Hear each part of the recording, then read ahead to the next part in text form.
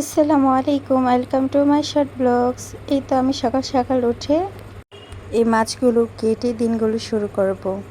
এই তো আমি মাছগুলো কেটে ফেলেছি, এখন সুন্দর করে পরিষ্কার করে নেব। আপনারা অবশ্যই বলবেন এই মাছগুলো কি মাছ, আমি নাম জানি না, আমার বাবা এনেছে। এখন আমি আমাদের জমির দেশি লতিগুলো ধুয়ে ফেলবো সুন্দরভাবে। এখন আম্মু পুঁইশাক শাক এনেছে, এই পুঁইশাকগুলো সুন্দর করে ধুতো করে নেব। আর হ্যাঁ, অবশ্যই বেশি পানি দিয়ে ধুতো করতে হবে। তারপর আমি বটবটি ভর্তা বানাবো। এখন বটবটিগুলা কেটে নিলাম, বটবটি এবং ভর্তার সব মশলা। এখন আমি পানি দিয়ে দিব, পর্যাপ্ত পরিমাণে পানি দিয়ে এখন বটবটিগুলো এবং যাবতীয় যা মশলাগুলো কেটেছিলাম, পেঁয়াজ, কাঁচা লঙ্কা, রসুন, কাঁচামরিচ সবগুলো একসাথে সুন্দরভাবে সিদ্ধ করে নেব। আর এখানে পানির পরিমাণটা সুন্দর করে আপনারা বুঝে দিতে হবে। এই তো পানিটা একটু বাফ এসেছে, আর একটু সুন্দর করে সিদ্ধ করে নেব যাতে সবগুলো একসাথে পরিমাণ মতো সিদ্ধ হয়ে যায়।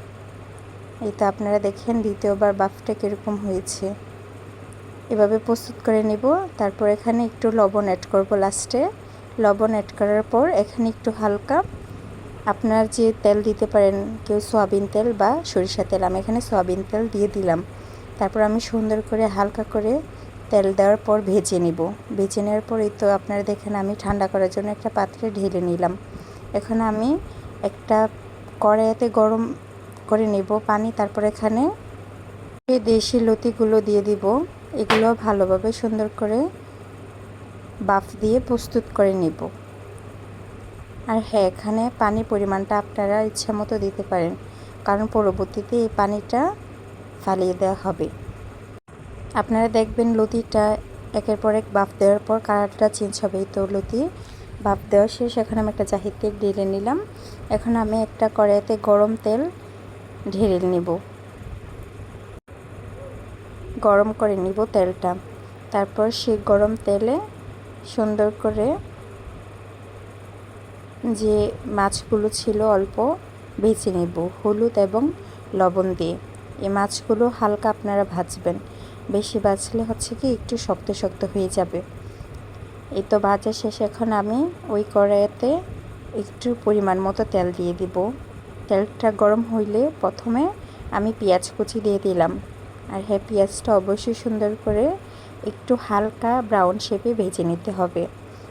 আপনারা পছন্দ মতো পেঁয়াজটা ভেজে নিতে পারেন, যে যেরকম রান্না করতে ইচ্ছুক সে সেরকমভাবেই রান্না করতে পারেন। আর হ্যাঁ, আমি এটা আমার মতো করে রান্না করলাম। এখন একটু হালকা ব্রাউন শেপ ভাজার পর পানি দিয়ে দিব যাতে পেঁয়াজগুলো বেশি বেরেস্তা না হয়ে যায়। এখানে আমি অ্যাড করব রসুন বাটা এবং আদা বাটা। অ্যাড করার পর সুন্দর করে এগুলো নেড়ে ছেড়ে নেব। নেড়ে ছেড়ে নেওয়ার পর সবগুলো একত্রে মিক্সার করে নেব। এই তো আপনারা দেখেন কি সুন্দর করে আমি সব মশলাগুলো একত্রে মিক্সার করে নিচ্ছি। আর হ্যাঁ, এখানে লাস্টে আমি কাঁচামরিচ অ্যাড করলাম। আর এখন সব মশলা, হ্যাঁ, আপনারা যে যে মশলা দিয়ে এটা রান্না করতে ইচ্ছুক বা পারেন, যেমন ধনিয়া পাতা, ধনিয়ার গুঁড়া, তারপর হচ্ছে লবণ, হলুদের গুঁড়া, জিরার গুঁড়া, মরিচের গুঁড়া, আর আপনারা অন্যান্য মশলা অ্যাড করলে আপনারা স্বাদ মতো দিতে পারেন। আমি এখানে এই মাত্র মশলাগুলো দিয়েছি এবং মাছগুলো লাস্টে অ্যাড করার পর নেড়েচেড়ে এখন লতিগুলো সুন্দরভাবে দিয়ে দিব। আর হ্যাঁ, লতিগুলো হালকা আগুনের তাপে বাফে বাফে রান্না করতে হবে। আর অবশ্যই একটু পরপর নাড়াচাড়া করতে হবে যাতে এটা কড়াইতে লেগে না যায়। এখানে আপনারা আরও বিভিন্ন কিছু অ্যাড করতে পারেন, যেমন কেউ চিংড়ি মাছ দিয়ে রান্না করে, বা অনেকে সিমের বিচি দেয়, বা অনেকে ডাল দেয়। এই তো আমার রান্না করা শেষ লতি। এখন আমি ভর্তাতে চলে যাব। ওই যে মটরশুঁটি যে ভর্তাটা ছিল, এখন আমি এই মটরশুঁটি বটবটির ভর্তাটা পাটায় বেটে নেব। এই তো আমার ভর্তা ফাইনাল রেডি। এখন আমি একটু ঝাল ঝাল খাবো। আমগুলো সুন্দর করে ছিলে এখানে পাকা আমে একটু লবণ আবার একটু মরিচের গুঁড়া অ্যাড করে দিব এবং সবগুলো একত্রে মিক্সার করে নেব। এখানে হচ্ছে কি আপনি একসাথে তিনোটারই স্বাদ পাচ্ছেন, কীরকম একটু হালকা টক লাগলো, হালকা ঝাল লাগলো এবং কি হালকা একটু মিষ্টি মিষ্টি লাগলো। অনেকে এরকম পাকা আমটাকে এরকমভাবে খেতে পারেন।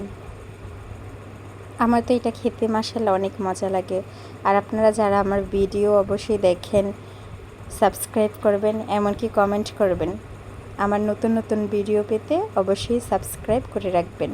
থ্যাংক ইউ আমার ভিডিও সবটা দেখার জন্য।